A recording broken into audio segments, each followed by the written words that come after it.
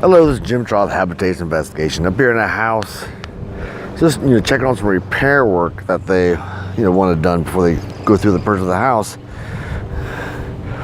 Before all this was missing, up to about here. Yeah, right about there. Anyway, this is the repair work that supposedly they paid that roofer to do.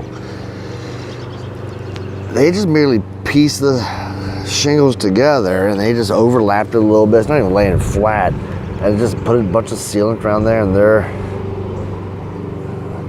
they're expecting that to be good. Anyway, not all repair people are the same. Just like all realtors are not the same, all home inspectors are not the same. No matter what industry, there's always that small percentage that just don't do a really good job like they should. So anyway, always use a company that you can trust. Thank you, everybody.